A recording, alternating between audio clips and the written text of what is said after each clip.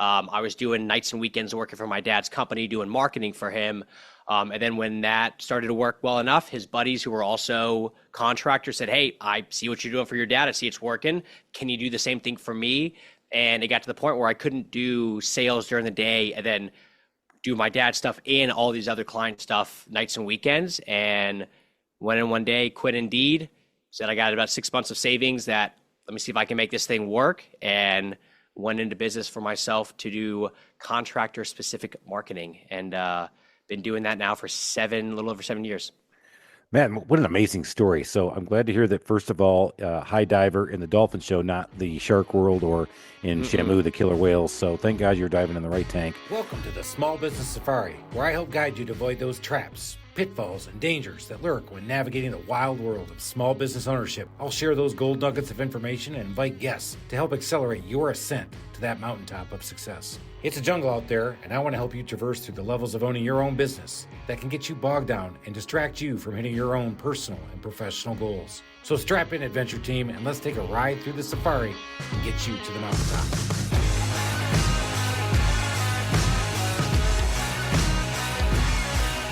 I usually like to say, let's get ready to rock and roll, Alan. We got a big episode, but Alan's fallen mute. Actually, I'm not kidding you guys. I actually have killed him. So Alan's dead. You guys don't know that. He's with Dr. Dre. If you know the reference, come on, Eminem, homeboy. Especially right now, talking about that Detroit Tigers. So I'm in Atlanta. If you follow the podcast, you know I'm a big sports nut. And if you would have said this July, dating myself a little bit because we're in the end of 24, that the Atlanta Braves would have made the playoffs, but the Tigers would have won more games in the playoffs, I would have taken that bet all day long. And here I go. The LT Grays are still making it in the playoffs. They came out of nowhere. And so the story I love about these guys is that they were doing the fire sale in the beginning of the year. They were getting rid of all the high-priced talent, and they were really building for next year. But nobody told the current players that they weren't going to be any good. And so these guys are so young and stupid, they didn't realize that they could just go out there and win. And that's what they started doing. And that's one of the cool things about business or in life. Sometimes just not thinking that you got those obstacles in front of you and not knowing that you're not supposed to be that good. Sometimes you go out there and do some great things, man. And today I have somebody I've been dying to get on the podcast, Logan Schindholzer from the Contractor Growth Network, on, because I know he loves that story, because he himself was an athlete, is an athlete, don't do that, did some amazing stuff, and we're going to get into that, but he's taken that amazing story that he's got and started to turn it into stories for you, and we're going to talk all things marketing and what he's done with home service companies. So let's get after it. Hey, Logan, let's get going. That was a good lead-in, man. I was a little bummed because as you were talking about it, I'm an Orioles fan. I'm from Maryland, so our year last year of you're not going to do anything was last year when we won 100 games, didn't do well in the playoffs, but then this year was our year, and if you would have looked at the All-Star break, you would have thought, man, this team's going all the way, no problem, and at the end of it, it was just, we died. We were like Allen out there, man. It just didn't go well. Yeah, that's right, Allen. He's dead. He's dead to me, at least, because he missed his second episode in 150. But no, he was sincerely bummed he couldn't make it. You know, he had to do an airport run, so he'll be back. You guys will hear him again next week. We're going to get it rocking and keep it going. So, Logan, I love to talk a little bit about people's backstory, because I think a lot of times our backstories tell what our future is going to look like. So, I know we'll get to the pinnacle in a minute, but growing up in I guess you were in the Northern Virginia area. Maryland, technically. Maryland, all right. Not technically. I was in Maryland, 100%. 100%, not technical. And we're not dissing Maryland. We love Maryland. Yeah. So, grew up there. Did you always know you wanted to be an entrepreneur, or was that the thing when you were a kid growing up? I mean, so my dad was a contractor. So my dad was a pond and water feature contractor up in Silver Spring, Maryland. So we grew up in that. I have an older sister and two younger brothers, and it was always discussed with us. Hey, if you want to, make money and make change, like own your own company. My mom was a loan officer, so she was always, very, keep what you kill. So that was kind of what was just talked to us when we were kids. And as we grew up, like there was never this idea of we all want to be entrepreneurs. At this point now, it's just myself and my youngest brother that actually own a company. But the other two, one's in the military, My sister works for a nonprofit, but it was never like forced on us by any means. And I know when my dad sold his pond company, he just kept talking to us like, hey, look, like you kids have like first right of refusal. Do you want to buy this thing? And we all said, no, we're good. We're going to do our own path. And that was kind of like, if you think about like kind of what an entrepreneur does is, hey, I see there's a really good business model that you have set up, but you know, I'd rather do, let me take the hard path and do it on my own and start from zero. And that's what I ended up doing. But no, I never thought I would be in this place. And then I just kind of fell into it actually 7 years ago. So even now it's still kind of surprising to a certain extent. Oh, that's wild. That, hey kids, anybody want to buy my business? Oh, hell no, Dad. And it had to be not. And now it's such a good model. Like it's new projects with also recurring revenue coming in. Like it's now that you own a business, I'm like, I would love to have a business set up just like that. But at the time, it's Dad's business. You don't want to be in his shadow. Like I was all four of myself and my siblings all dove in college, but my dad also dove in college. So we're already kind of in that shadow to a certain extent. So it just became, we want to do our own thing. And that's how it all ended up coming out. Now let's get into that. So that's how you got into diving. So Dad was a diver, and he said, "Hey guys, I'm going to make you all dive." Is that what he did? He forced you, us. Beat you. Yeah, forced us. Yeah. Yeah, it came out of the womb in a Speedo already. It was just meant to be. No, it was. I mean, so we grew up. He did very well in entrepreneurship. So we actually had an Olympic trampoline inside of our house. We had a special, probably 25-foot addition.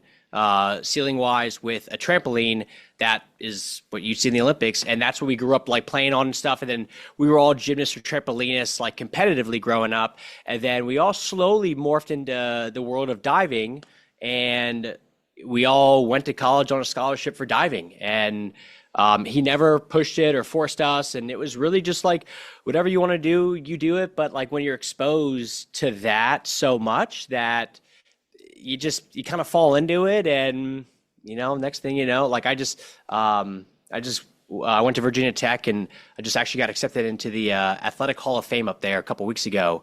I was getting to it. That's awesome, man. Well done. Yeah, Congrats on that. I appreciate that. I mean, that is not only just getting a scholarship to go play in college. I mean, that's a big deal, and then becoming good at it is a big deal. And then being good at it at the D1 level is an incredible deal. But then to be as good as you were and then get inducted in the Hall of Fame, man, we're in rarefied air here. And Alan right now will go, once again, you brought somebody who's better looking than us, better hair, and clearly is a better athlete. And yes, we've done it again, everybody. Logan's here. So, man, that's awesome that you got that honor. Well, I appreciate that. And I will say, though, just to kind of bring me down a little bit for a second, I showed my wife, because I met my wife after all the diving and stuff and after college. So she didn't, she can't really like sympathize with that part of my life and recognize what it was. So when we went up there for the weekend, I showed her a photo of me like back when I'm diving, and her first comment was, "Oh wow, your hairline has receded a lot since then." And I was like, "Okay, well, I appreciate that." So yeah. Have a seat there, Bucko. As soon as you start thinking your britches get a little too big for your britches, I'll knock you right back down. That's what it was, and I wasn't even trying to like brag of like, "Hey, check out this hairline." It was just like, "Hey, this is me back in the day." I got featured on like a magazine for college, and she was like, "Oh, well," and so that's how it was. So it came right back down to earth.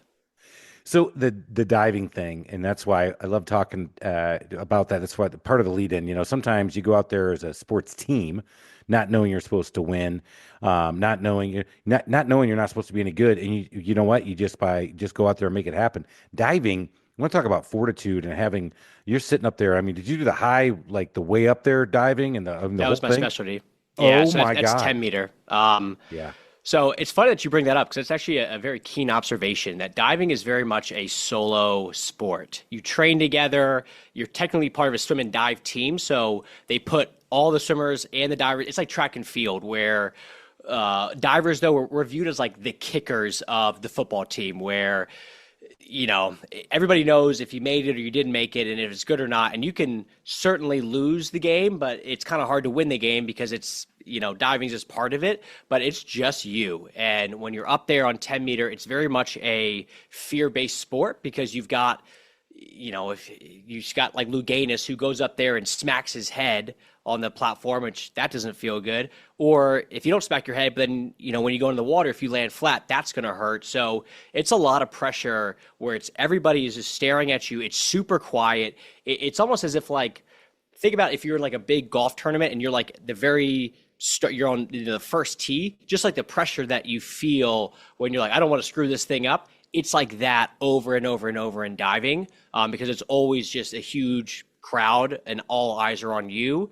And it's up to you. And if you mess up, there's no, the pass to me was a little bit low and that's why I dropped it. It's all on you, baby. So it's helped a lot with entrepreneurship, I'll say, because especially early on, it helped because it was very much like, if I'm going to do this thing, it's on me to figure it out. I'll make it work. And then as time goes on, now I wish I had more team sport stuff because now that I have a team here at my company, I'm having to learn to trust them and rely on them more and more and more, which in diving, there was none of that. It was just you. So it was a lot of fun. It taught me a ton about myself, and all my speech I gave at Tech was less about here's the accolades and more about these are the things I actually learned that I still do to this day that I got all from diving and being coached here at Virginia Tech. So it was fantastic for me.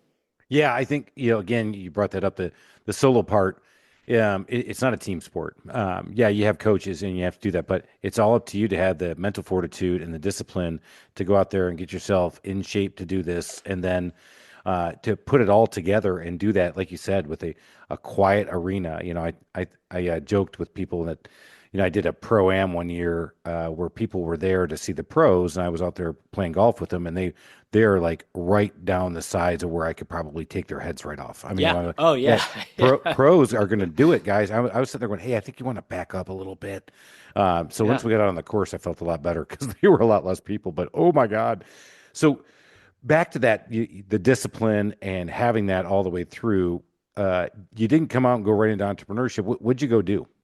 So I came out and I graduated college, and the whole goal pretty much from sophomore year on was to become a Navy SEAL. So that was really what my goal was. So I had trained for it. I was you do your normal, go to school. I changed my major to make it more appealing for the Navy when I got out. I would go off and do Saturday after dive practice, I would then go and run a half marathon just to work out and stuff like that. So I was very dedicated and driven towards this one thing. Come out, I go get accepted, go through this whole program, get accepted into the program as an officer, go up to OCS, which is how you go from a civilian into being an officer. Then I go out to San Diego, and that's where BUDS is, which is the Navy SEAL training. And just to do one step back, before I actually got in the Navy, I had actually moved out to San Diego to go train. And as I was training out there, because they let civilians come on base specifically for this program just to get in better shape and get acclimated to some of the stuff, I actually got a job as a high diver at SeaWorld. So there was a little bit of a fun thing there. So I was doing, I'd wake up, I'd go to SeaWorld, I would dive I was a high diver in a dolphin show because I was a diver, easy transition out there. And then I would go on to base in the afternoons, and I would just work out the whole time on base with the other guys who were also trying to get in. So I did that for a bit. But then once I got accepted into the program, OCS, go back out to San Diego, go through BUDS. BUDS is their training program. And if you've ever seen the movie American Sniper, it's that portion where they're just at the beginning of the movie, they're getting their stuff kicked in. That's what BUDS is. And I go through Hell Week, and I didn't make it out of Hell Week. Hell Week is unbelievably hard. It lives up to its name, trust me. And I rang the bell and I quit. And then at that point, when you quit, that's 6 years down the drain of everything that I only had one focus. At this point, I have a degree in chemical engineering that I want to do nothing with. But I did it just so I have a better resume for the military. So when I quit, I'm like, I got to stay in the Navy because I got nothing else that I have to do. I'm not going to be an engineer. That's not who I am. So I tried to stay in, and it was at the end of their fiscal year, I guess. And they said, look, we got no other spots for you. You're out of the Navy. So I was in for a year and a day. And at that point, I had then moved to San Francisco, because I just mentally had to get out of San Diego because I was still living with, I had two roommates and they were in buds with me and they both made it. So now all the guys we were all in the same class together with are coming over to the house to hang out. And then I'm the guy that's like in his room trying to hide from them because emotionally they all made it. And when you don't make it, you kind of you feel way lesser than. And I just didn't want to be around that. So when I got out of the Navy, moved up to San Francisco, did inside sales. As I was doing all of that, I was doing nights and weekends working for my dad's company, doing marketing for him. And then when that started to work well enough, his buddies who were also contractors said, hey, I see what you're doing for your dad. I see it's working. Can you do the same thing for me? And it got to the point where I couldn't do sales during the day and then do my dad's stuff and all these other client stuff nights and weekends. And went in one day, quit Indeed, said I got about 6 months of savings that let me see if I can make this thing work. And went into business for myself to do contractor specific marketing. And, been doing that now for a little over 7 years. Man, what an amazing story. So I'm glad to hear that, first of all, high diver in the dolphin show, not the shark world or in Shamu, the killer whales. So thank God you're diving in the right tank. So thank God for that. Yeah, I can actually hear the disappointment when you're talking about the buds thing. But for many of us sitting out there, I would say, number one, nah, I'm not going to do that. In fact, I probably couldn't even sit in the sand as long as you guys just sat there for like 5 minutes. I've seen some of that stuff. I've seen some of the bud shows. So kudos to you, man, for doing that. That's awesome. But I think that translates into the entrepreneurial world pretty easily. And I love Admiral McRaven's speech at Texas A&M. That's pretty viral now. We're talking about the lessons he learned from that program. And then I've actually played that. I made some of my managers watch it all, and I played snippets for my team throughout the years, because the lessons you learn there are things that you're going to have to go through in business. Every once in a while it's going to really suck, and then you have to embrace it, and you got to dig, and you got to dig hard to get out of things, especially when you're in your own business and trying to make shit happen. So you backed your way into marketing. You're like, hey, I got this chemical engineering degree. I'm diving. Actually, I wanted to be a SEAL. I wanted to go save our country, protect everybody. And now, next thing I know, I'm doing this marketing thing. Obviously, you're excelling at it, because before I got you on this podcast, I had no less than 5 different people tell me I needed to get you on this podcast. It was so funny because of what you're doing and how you're doing it. So your dad picks up the phone and says, hey, Logan, I need some help. And so you said, all right, well, with my vast marketing knowledge, I'm going to help you, Dad. And he goes, well, with my vast pockets, Logan, I'm not going to pay you, probably. So His exact phrasing was, Logan, I got a marketing company, and if I'm going to waste all this money on marketing, I might as well waste it on my own son. Do you want to try this? So that was the direct quote from him. So it was from father to son, it was a very endearing question. And it's funny because it's a good story. So I'm glad he actually did it that way. But that was literally how he asked me, hey, if I'm going to waste it, I might as well waste it on you. Do you want to try it? And at the time I was like, I got a Facebook, and I know how to do Facebook better than you do, Dad. So I'm sure if somebody is going to do it between you or me, I'll try it. And that's really where it all started, was just learning it. At the time he hired a guy named Tom Reber, who was doing like one-on-one coaching just for some of this marketing stuff. And so Tom was teaching me what a blog was. And, now Tom is, way bigger than it was, back then. And it's got a whole brand and it's huge now. But back then, I mean, I was on the phone once a week with Tom where he's just like reading over a blog and he's like, hey man, this is what a WordPress website is. So Tom actually taught me all the fundamentals and stuff. And then, now it's past that. But funny enough, all the fundamental stuff that I was taught back then, we tried so many hacks and tricks and ways to game the system.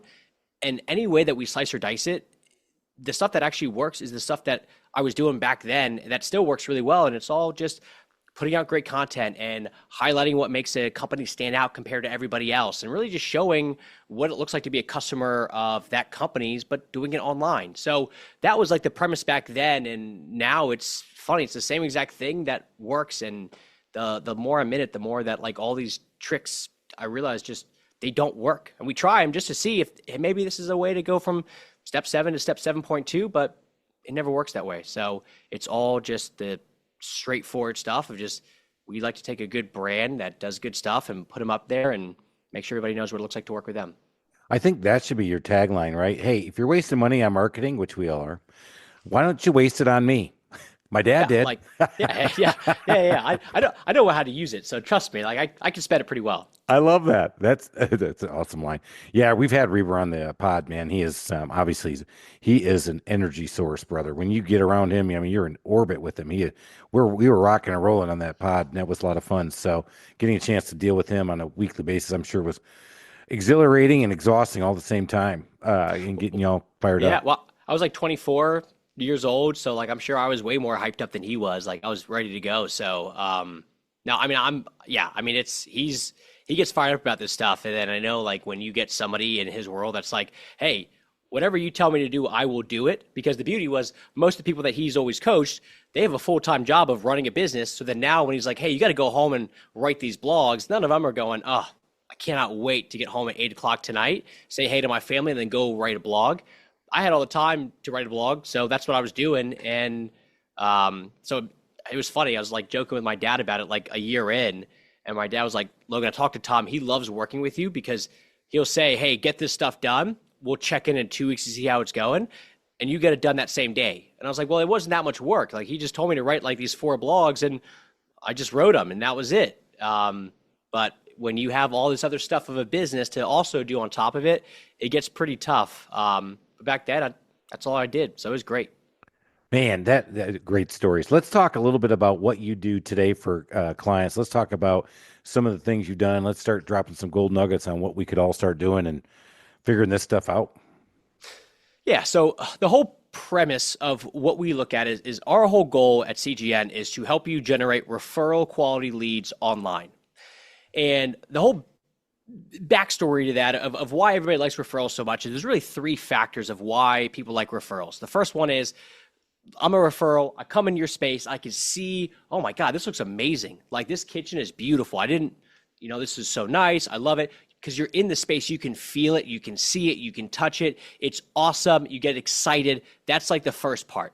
The second part of why referrals are so good is the person that you're in their house, you trust them so much because, hey, Chris is my boy. We've been hanging out for years and years and years. And if he's saying, look, you got to hire this company, they're great. Like their process was awesome. We did a design phase up front. Man, they even texted me every single day at the end of the project just to give me an update. That was awesome. And at the end of it, I'm going to go, Chris, I think I want to do this, man. But like, just if you don't mind me asking ballpark, like what does something like this cost? Oh, this kitchen right here, this is a $150,000 project. It's like, okay, cool. And at that point, that's why referrals are so good because now if I call the contractor, I've already seen your work. I see the craftsmanship and I hear from somebody that I trust, oh, wow, this looks amazing. Like how was the process? Oh, process was great. And then I know ballpark pricing. So I'm not calling you up with a $15,000 budget, hoping that you're plus or minus $5,000. And you're like, I can't even look at this thing for less than 50. So those are the 3 things that are really what makes referrals so great. And we essentially just replicate that process online. We are very big into media and video and stuff like that because that is the easiest way to show off the craftsmanship and the story behind it, which also allows you to develop that trust with the actual homeowner there as well. And then we like to build everything around that from an online perspective. So you have this beautiful media, you get it up on this website that highlights the story. It shows the before photos and the after photos as well. And it's got pricing associated with it and the basic process there. And then you just put that on blast. You can run ads around it. SEO gets driven towards it. So essentially, it's this whole idea of instead of just putting a bunch of stuff out there and hoping that it sticks, it's actually building out campaigns around the actual projects that you're doing. Because at the end of the day, even the old school guys are like, look, my work speaks for itself. I don't need to market. My work does all the heavy lifting. And it's like, perfect. Then let's take your project. That's your work. Let's make it look even better through nice video, high-end photos, good storyline and narratives, and let's go ahead and put it out to the community and the market, and we'll see what they say about the whole thing. So that is, in a nutshell, what we do at CGN. All right, so I engage with you guys. You guys come in. Obviously, we talk about video, but we step back. I know everybody likes to talk about, well, let's talk about strategy and this, that. I get that we're going to do that, but kind of the sizzle that you're bringing to the table is video. And I think that's one of the big things. Obviously, you said something that's really key. And one of my big points that we bring up in this pod all the time, man, 40% of my business comes from repeat clients today. But the next 30% come from referrals from clients, referrals from other contractors, referrals from that. So I am digging and spending all my marketing money on the last 70%. And when you're doing that, so referrals are huge. And to get a referral like lead online, I mean, that to me is a unicorn. I mean, I love that idea. So you bring in the video, you bring it in, you start going it around. So is it you're helping us kind of figure out which channels to do, kind of put it all together? There's a whole like process to it, but in a nutshell, we'd come in there, we do all the video stuff that we need to get done, and then we create, let's say, a 2.5-minute testimonial video from your client. And the difference of what most testimonial videos are going to be like is it's going to be, let's say your client is Jim, and Jim's going to go, look, I hired Chris. Chris was so nice to work with. I really liked, the communication. It was great. And that's fine, but it doesn't get anybody excited to actually then remodel their space or make any sort of change. It only works really well if somebody is hell-bent on already getting the kitchen remodeled. Our job is to actually get people excited about, wow, I haven't really been thinking that much about I should remodel my kitchen, but now that I see this, like, this is exciting. And that's actually what HGTV, Architectural Digest, that's what they're so good at, is they're not showing you the process as much.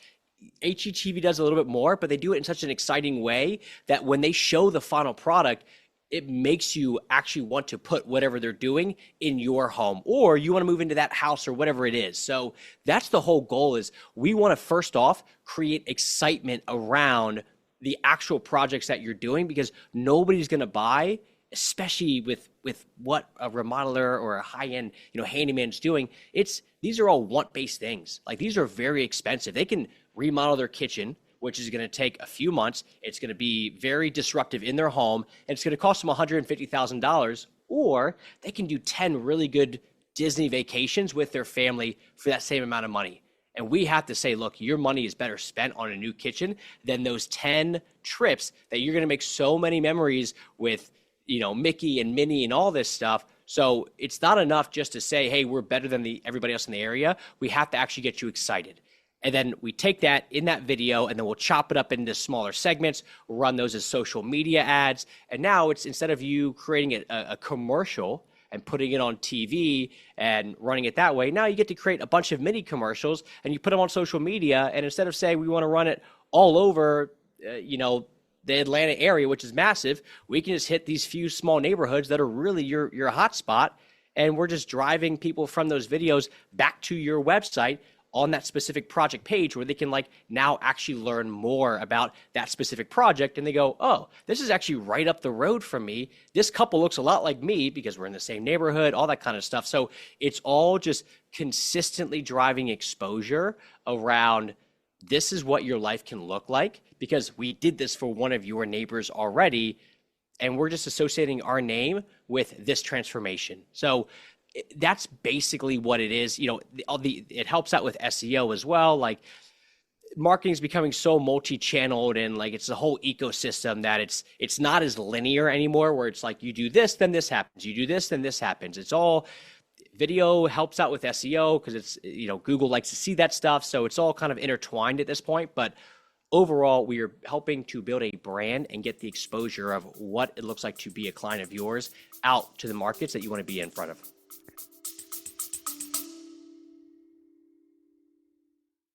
Do you have what it takes to start your own business?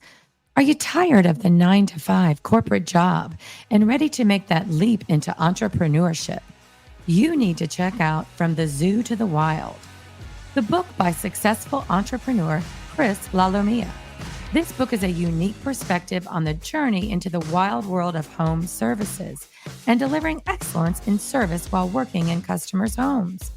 Lalomia shares his path to success in this industry, including proven customer relationship strategies, award-winning customer experience processes, and a unique approach to training a team of service technicians to perform at the highest levels.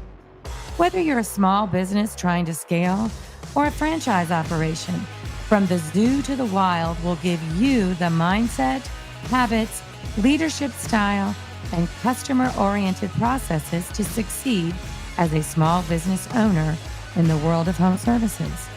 So if you're ready to take control of your future, Get a copy of From the Zoo to the Wild today, available on Amazon.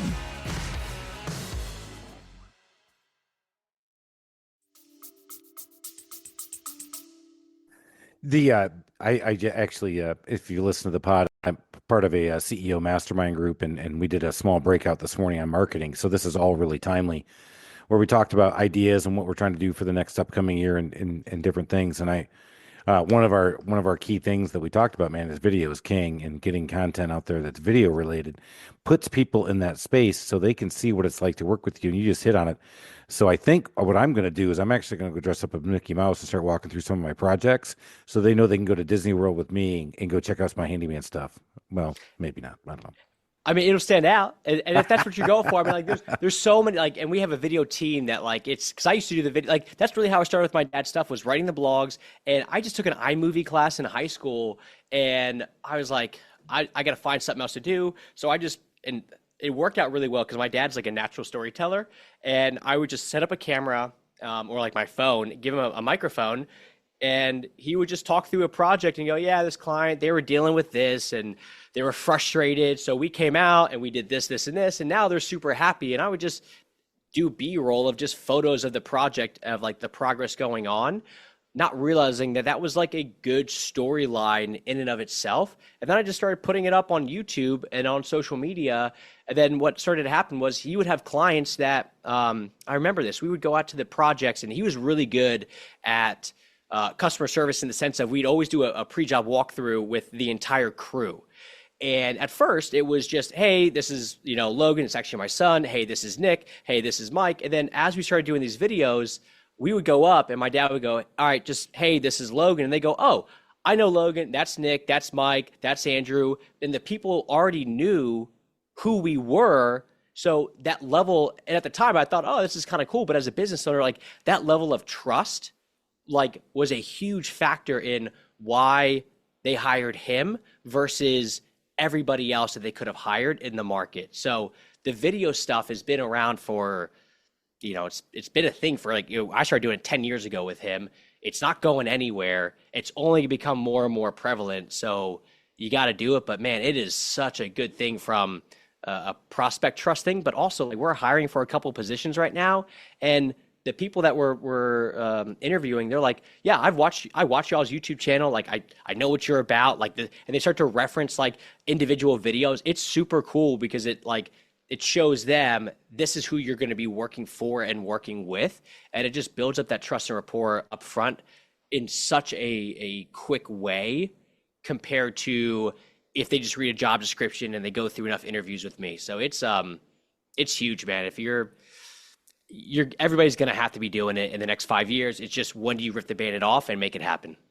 Would you say YouTube is the number one place you would stick your videos first if you're just like getting out of the gates? Yeah, and it all depends on what kind of video, because to have a good YouTube video, it has to be very intentional.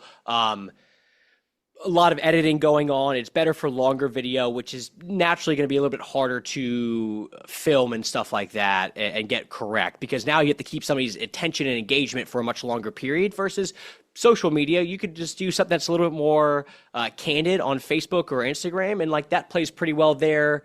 Just because it's really meant to be a short, maybe you stay on the video for 15 to 30 seconds, which on Instagram plays pretty well, but 15 to 30 seconds on YouTube is such a small amount of time that YouTube's not really going to want to show your stuff. So there's different use cases. I just started on YouTube because I like the storytelling stuff, and I like doing a little bit longer 2-3 minute videos. Because it's funny that now that the short videos that are 15 to 30 seconds, like to do a good one, it's almost harder because you're trying to pack a lot of stuff into a very short period of time. It's kind of like when Mark Twain says, I would have written a shorter letter if I had the time. It's like that at this point. So I like YouTube. I'm a big YouTube person.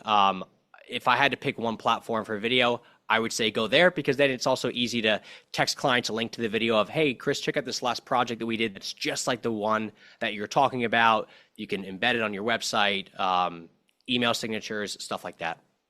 Wow, that's amazing. All right, so what I got to know though is, so you actually did some of the pond work with your dad.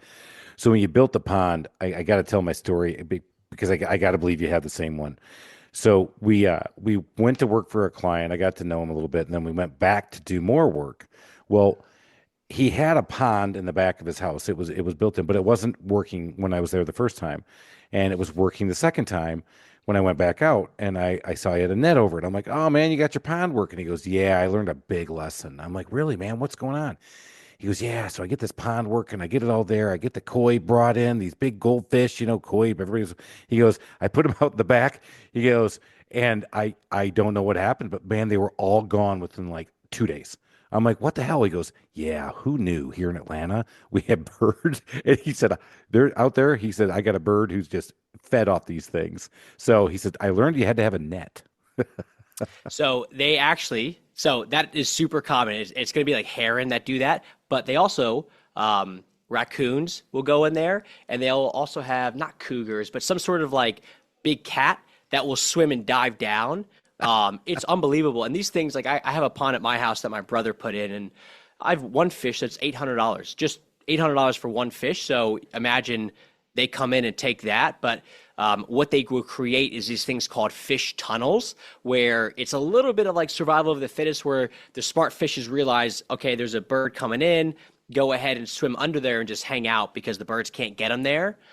So they will create fish tunnels and fish caves for them to hide. So you don't always have to have the net if it's built correctly, but if it's already built and you don't have a fish cave or a fish tunnel, it's kind of hard to like retro that back in. There you go. So that's the reason you should have that video. Birds of prey swooping in and grab koi. And they're smart, man. They'll just sit on the like in the water, or they're standing on the water where it's like a little bit shallower. So it's not even like they're swooping in. They'll just stand there and wait. And as soon as they see a fish that they can get, they go right in, they fly out, and then sounds like with your neighbor, or the guy, they just did it over and over and over again until he had nothing. Yeah, no, that's good video. Great, there's great content right there. Survival of the fittest. I have fish tunnels. Yeah. All right, so you build video. The first step, or maybe a small baby step, is to get some of these things and go onto YouTube. What are some of the cool things that are coming out now that you're starting to do? I know you said there's not really new tricks. This is just ground and pound. But what are some of the things that you're doing to take us to the next level? Yeah, so a lot of this stuff. So like one of the things I'll just stay on video that we are pretty excited about is a lot of, let's just stay in the remodeling space. A lot of remodelers have really nice photos of their work. Well, if you want to do more video stuff, it's kind of hard to have like a video of somebody talking and then you just have like a, slider of these just photos that come through. So there's a software out now that we can take these photos, put them into the software, and it'll create walkthroughs of the space from the photos. So it makes it look as if like you're walking through and actually, just doing like a normal like scan of the space in a really professional way. And I was like watching one of the videos that we were doing it on because we had a bunch of photos, but we didn't have like B-roll video footage of. And I had no idea. And at the end, the video guys were like, "Did you know that was AI?" And I was like, "Oh no." And they said, "Oh yeah, those are all, we just took their photos, and you can say, hey, here's a photo. I want you to walk through this kitchen and then turn left after the island." And it's getting good enough where it actually looks like we were in there with a really nice video camera, walking in and turning left the way that they do it we do it in our projects, but the way that HGTV does it on like a big reveal and stuff like that. So that's something that's like super, super cool. That makes what we do even better because it's now just taking a static thing and turning it into video. So all this new AI stuff, there's a lot of rabbit holes that people can go down. And unless you're like in these individual worlds, I would probably say stay away because you can just spend hours on it. We have to use it for work, so it works out well for us. But a lot of this AI stuff is making a lot of the things that we do a little bit easier, which is fun.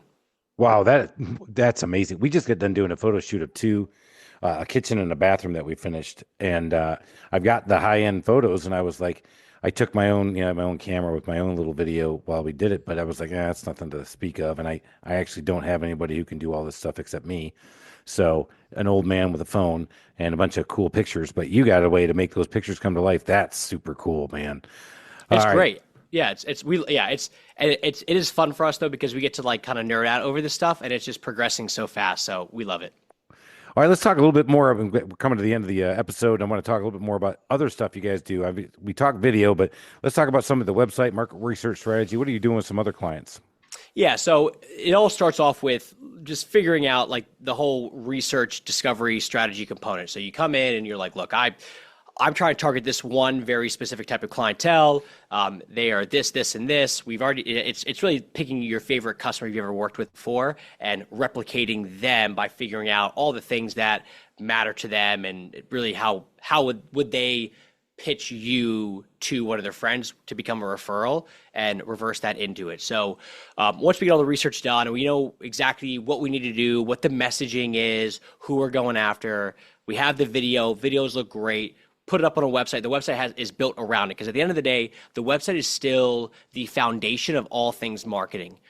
It houses your videos, your photos, your projects, your process, how people can contact you, all that stuff. So that is still like we are known as a website company through and through still. I think we've probably built in 7 years, maybe like a little over 600 websites at this point. So we've done a ton of them all in the contracting space. So we know a thing or two about how they should be set up and designed. And then from there, it just becomes a game of how do you actually get the traffic to those to the website where they can see all that stuff. And that's where the ads come in, whether it's Google or Facebook, social media comes in, we'll do all that stuff. And then SEO, which is really all the content creation around blogs, landing pages, stuff like that to drive traffic to the site. So it's really, we have a graphic that we use whenever we like talk strategy with people of at the center of everything, you have this website, and then everything else that's a marketing activity, it has like an arrow pointing from that activity into the website. So the website's key. That is your place to get people excited about the projects, highlight what you do, why you do it, how to get in contact with you, and then it's kind of off to the races from there. So you talked about pointing back to the website. So I got two companies, right? You got company A and company B sitting here in Atlanta. So let's hypothetically both do a pretty good job. Which one wins at the end of the day if they're both similarly equal and getting ready to get picked? And we can talk about conversions inside and the process. But two equal companies, how does your marketing propel company A above company B in that selection? So just so I'm on the same page with you, you're saying if, let's just say you have your website and then I have a website that we built for somebody in the same market, what is going to be the differentiating factors there? Yeah. Yeah. So, I mean, it's all going to come down to who the I'll client insert is. Here, because Alan's not here. I will insert. Chris, that was a stupid question. Yeah, shut up, Alan. All right. No, you're good. So it all comes down to who's the client and what are they really looking for. But our big thing is the websites that we like to build out, they're very design focused, meaning, I know you have handyman, but you also have remodeling. And handyman is going to be a little bit more of like, look, you want somebody who's going to come out there, they do a good job, they're reliable, and it's a smaller project, and that's, it's good. And as long as you can really show that you're trustworthy, everybody's happy. The remodeling side, the way that we do it, and I would approach it if I was in your shoes, is this is the excitement piece. Again, you're going to come in. This is not a 1 day, 2 day, 3 day project. You're coming in for a longer period of time. It's a lot more money. So it needs to look and feel higher end. That gets them that excitement pieces. And that's where nicer design on the website comes in, where the elements that are on the site, the photos, the videos, those things pop. It's called like visual storytelling, where you're using the visuals of the site to really let people like ruminate and start to be creative in their mind of like, oh, that would look amazing in our backyard or wherever it is. So those are the components where it's really set up where it's almost like a persuasion thing on the site, where easiest way I can explain it is back to your Disney World thing. You got Disney World and you got Six Flags. Both of them are amusement parks. Both of them have rides. Both of them have games. Both of them have characters. But when you go on Disney World's website, they're not selling the roller coaster. If you go on it, you will see photos and videos of families with Mickey and fireworks, and they're laughing and they're giggling and they're talking about how magical it is. And you go on Six Flags website, and Six Flags is, check out this new roller coaster. If you want to buy it in bulk, we can give you a discount. Or if you're an investor, here's our pitch. So they are doing the same things, but they're doing it in such different ways that is the difference between website A versus website B. One of them is selling the widget. One of them is selling this is the end result. And if you do that in the right way, that will win. Now, if that's significantly higher price, then some people may go, you know what? I don't really care about this kitchen anyway. I might as well get the Six Flags one. But for the people that a lot of us are actually trying to target, which is the higher end of the market, they want Disney World. They don't want Six Flags. So that's really how you do it from a website perspective. Man, what a great analogy too. And I'm not dissing on Six Flags since we have one here in Atlanta. However, Logan, you absolutely hit on it. And you've said it a number of times, that underlying current of you need to tell that story. You need to make that customer the hero of that story and put them in that space where they go, you know what? I did not want to spend $150,000 on this kitchen, but by God, I want that feature and I want those features. I want to feel like that when I'm in my kitchen. And now I start to go think about it a little bit and go, hey, well, that's right. You know, your number one asset's your house. The number one place you're going to raise your family is your house. The number one place you're going to have a lot of your experiences the rest of your life will be in your home with your family. So we talk a lot about that at the Trusted Toolbox, about the home and making the customer our hero of our story and being the number one asset. Let's get that improved. Let's get it maintained. Let's elevate your lifestyle in your home so you can enjoy it. So I think your storytelling thing is just spot on. And you add the visuals into it of like, because you could talk about it on the site, which is great, but then you add the visual piece to it. And it's almost like the storytelling, you're like setting up the whole story. And then boom, right next to it is the photo or the video or whatever it is. And that's the solution to what they're looking for. And that's when you merge them together. It's a beautiful thing. Man, dig it. All right, Logan, how can everybody find you? And then we're going to go into our last series of questions. I got to dig in. Easiest way, head to our website, contractorgrowthnetwork.com. contractorgrowthnetwork.com. Logan Schindholzer, he is going to help you elevate not only your brand but your story and get you guys some leads. I'm convinced of that. I actually know some people who've used him and they're very happy with him. I just actually heard from one of them just last week, by the way. So awesome. All happy with that. All right, but we got to ask you some questions. So what is a book? I know we've been talking a lot about video, but what is a book you would recommend to all of our audience? So here's a book that I have referenced a lot, and I've sent it to people recently that are not even in business, but it is a book called How to Lead Engaging Meetings. Whoa, How to Lead Engaging Meetings. Shoot, I got to write that one down, and I'm stuck. Hey, Alan, fill for me for a little bit. I do so. I had so many meetings that were just like, what's the point of this? What's the point of this? And then I just Googled, like, how do I lead a good meeting? And this book popped up, and I read it, and it is one of those, it's a no fluff book. And it gives you the rules around essentially question number one, does this need to be a meeting? And that's like a big one of like the amount of times that I would call a whole team meeting just for me to think out loud and be like, that was a really good thought, Logan. But like, I didn't need to spend $1,200 in payroll to have everybody listen to me right now. So How to Lead Engaging Meetings, fantastic book. How to Lead Engaging Meetings. Love it. All right. What is the favorite feature of your home? So it used to be our screen and porch because it's in the back, but now my little brother, TJ, actually just put in a walkway that there's a pond and a stream in our front yard that goes under it. So when you're walking up on our house, it was meant to just be, hey, take out the old red brick, do some hardscaping and, as our walkway in and we'll like it.